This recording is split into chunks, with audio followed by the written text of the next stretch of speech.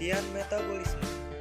Metabolisme adalah segala proses kimia yang terjadi di dalam tubuh makhluk hidup.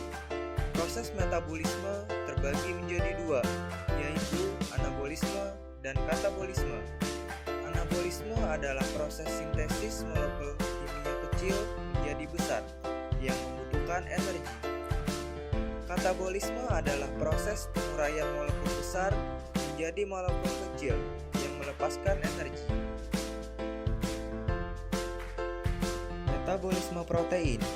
Proses penguraian protein di dalam tubuh meliputi reaksi deaminasi, dekarboksilasi, dan transaminasi.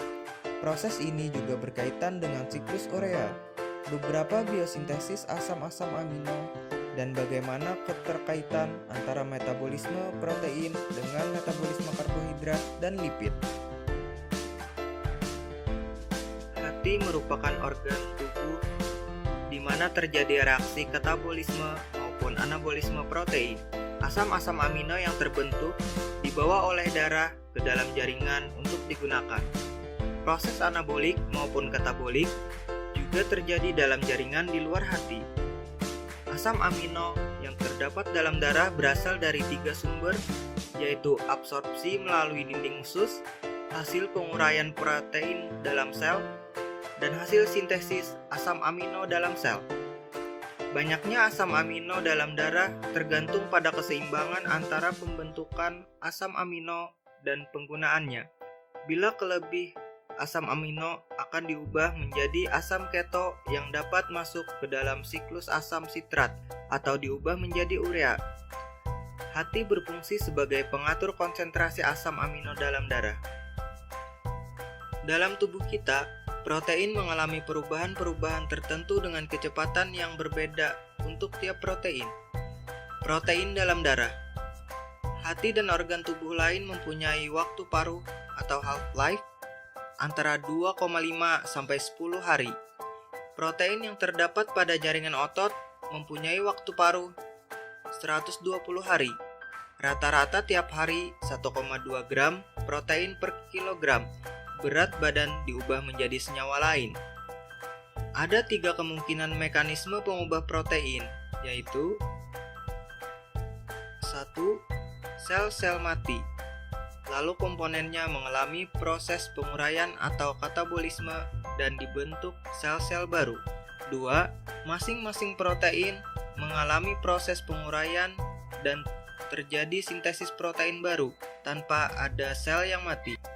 3. Protein dikeluarkan dari dalam sel diganti dengan sintesis protein baru. Protein dalam makanan diperlukan untuk menyediakan asam amino yang akan digunakan untuk memproduksi senyawa nitrogen yang lain. Untuk mengganti protein dalam jaringan yang mengalami proses penguraian dan untuk mengganti nitrogen yang telah dikeluarkan dari tubuh dalam bentuk urea. Ada beberapa asam amino yang dibutuhkan oleh tubuh, tetapi tidak dapat diproduksi oleh tubuh dalam jumlah yang memadai. Oleh karena itu, asam amino tersebut dinamakan asam amino esensial. Harus diperoleh dari makanan. Secara ringkas, metabolisme protein makhluk hidup ditunjukkan pada gambar berikut. Jumlah asam amino dalam darah tergantung dari jumlah yang diterima dan jumlah yang digunakan. Pada proses pencernaan makanan, protein diubah menjadi asam amino oleh beberapa reaksi hidrolisis serta enzim-enzim yang bersangkutan. Enzim-enzim yang bekerja pada proses hidrolisis protein antara lain ialah pepsin, tripsin, chymotrypsin, carboxypeptidase, aminopeptidase, tripeptidase, dan dipeptidase. Setelah protein diubah menjadi asam-asam amino, maka dengan proses absorpsi melalui dinding usus, asam amino tersebut sampai ke dalam pembuluh darah. Proses absorpsi ini ialah proses transport aktif yang memerlukan energi. Asam-asam amino dikarboksilat atau asam diamino diabsorpsi lebih lambat daripada asam-asam amino netral. Degradasi protein atau katabolisme terjadi dalam 2 tahap. Yang pertama, Protein mengalami modifikasi oksidatif untuk menghilangkan aktivitas enzimatis. Kedua, penyerangan protease yaitu enzim yang berfungsi untuk mengkatalis degradasi protein. Protein yang terdapat di dalam sel dan makanan didegradasi menjadi monomer penyusun asam amino oleh enzim protease yang khas.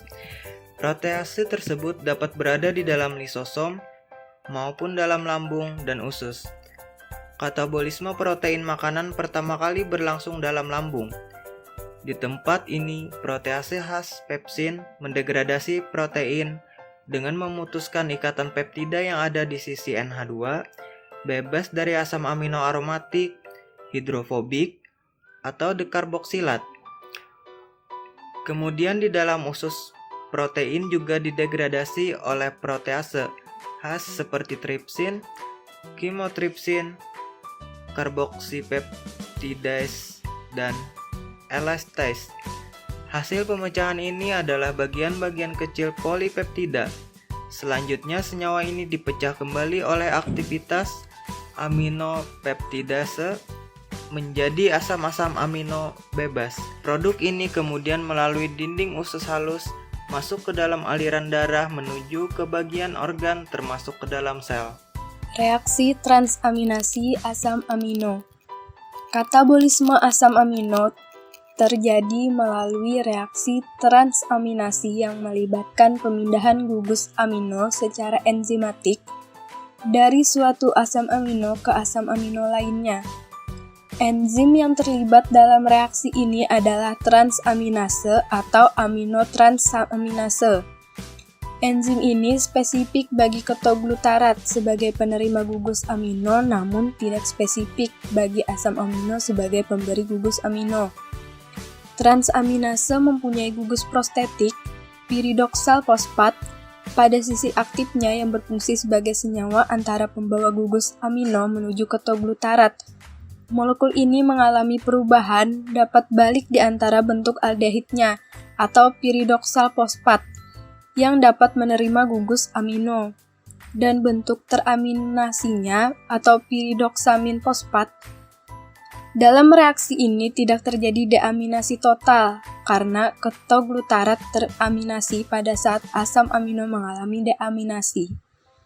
Dan reaksinya bersifat dapat balik karena tetapan keseimbangannya mencapai 1.0.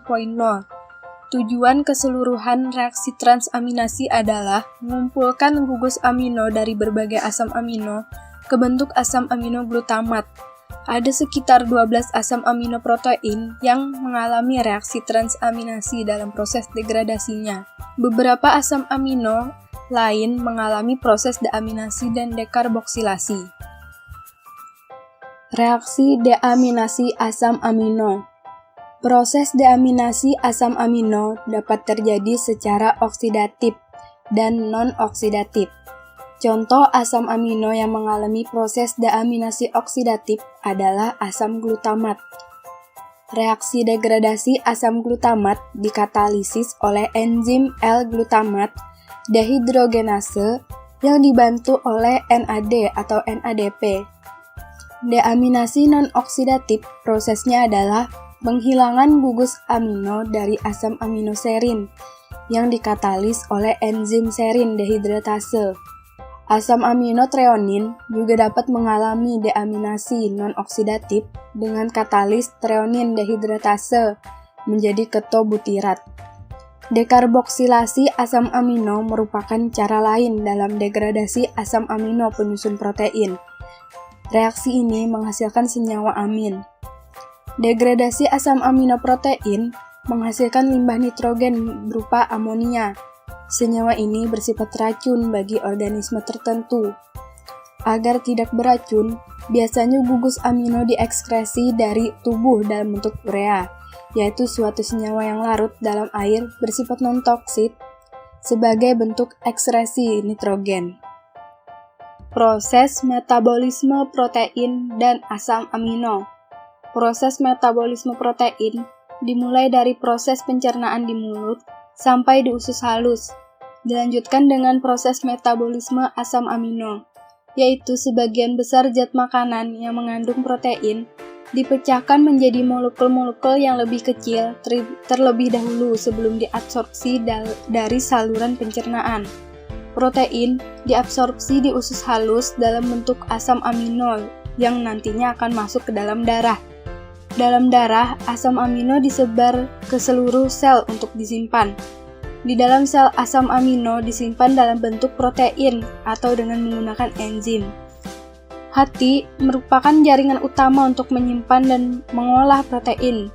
Perubahan kimia dalam proses pencernaan dilakukan dengan bantuan enzim-enzim saluran pencernaan yang mengkatalisis hidrolisis protein menjadi asam amino. Protein dalam makanan dicerna dalam lambung dan usus dikatabolisme menjadi asam amino yang diabsorpsi dan dibawa oleh darah. Asam amino dalam darah dibawa ke hati menjadi asam amino dalam hati.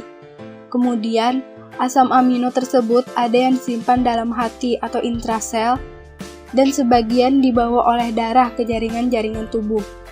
Asam amino dibawa ke hati dikatakan ekstrasel karena sebagian asam amino dalam hati ini kemudian akan dibawa sebagian keluar dari sel atau menuju ke seluruh jaringan tubuh yang membutuhkan. Setelah masuk ke jaringan-jaringan tubuh, asam amino ini akan masuk ke sel-sel tubuh, asam amino dalam sel. Dalam sebagiannya lagi, tetap di dalam hati atau intrasel, sebagian cadangan protein dalam tubuh. Bila tubuh kekurangan protein, maka asam amino ini diubah menjadi protein. Dan sebaliknya, jika tubuh membutuhkan asam amino dari dalam tubuh, maka protein ini dirombak kembali menjadi asam amino. Dan dalam amino ini juga berfungsi membentuk senyawa nitrogen lain yang berfungsi untuk pembentukan sel-sel tubuh. Senyawa nitrogen ini merupakan bagian utama dari semu protein, enzim, dan proses metabolik yang disertai pada sintesa dan perpindahan energi.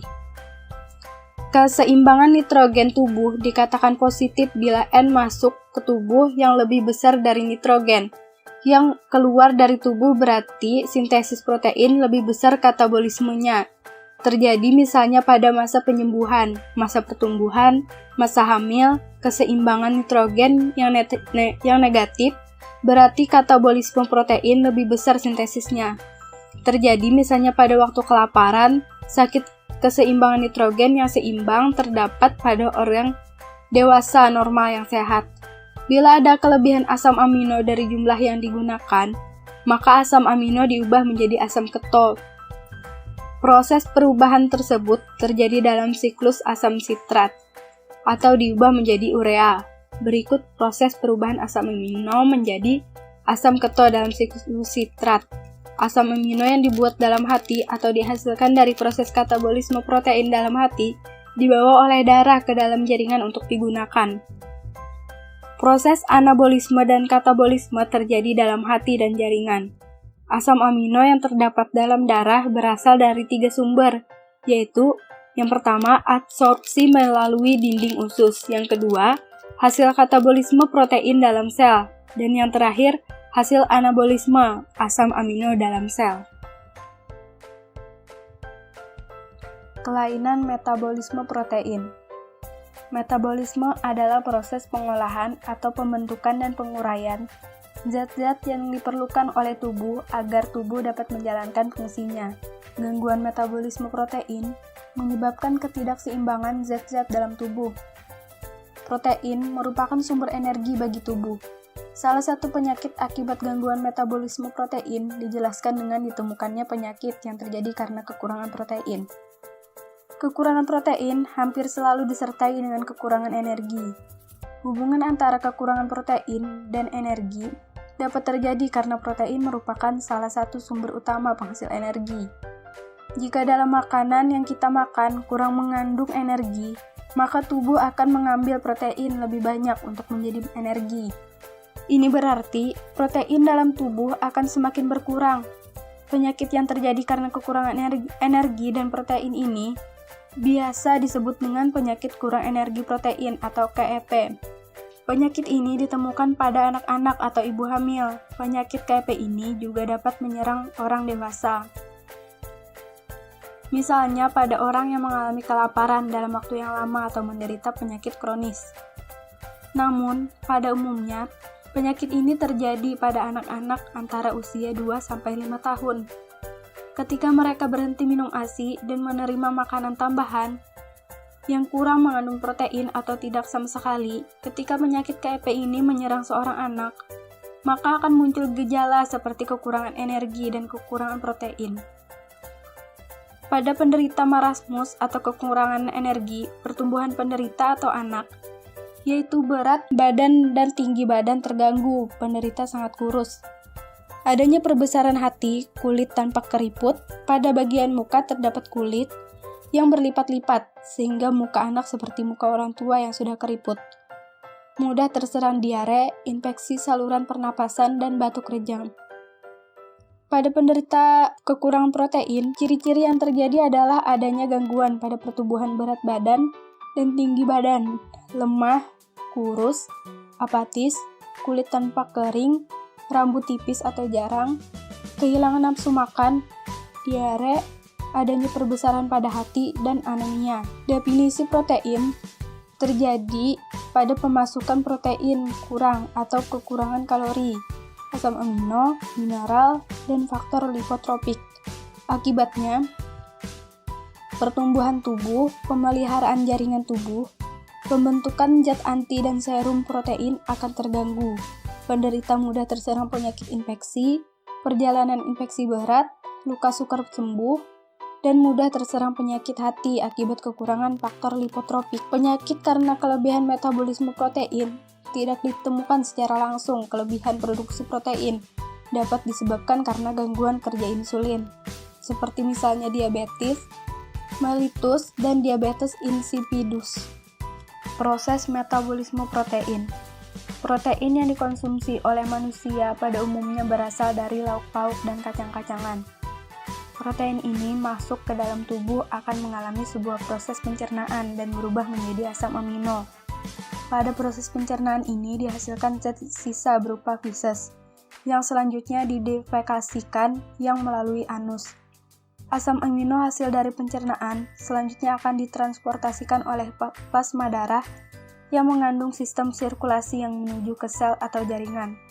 Di dalam sel atau jaringan, asam amino akan dipergunakan sel untuk pertumbuhan, perkembangan, restitusi sel, dan mensintesis enzim dan protein.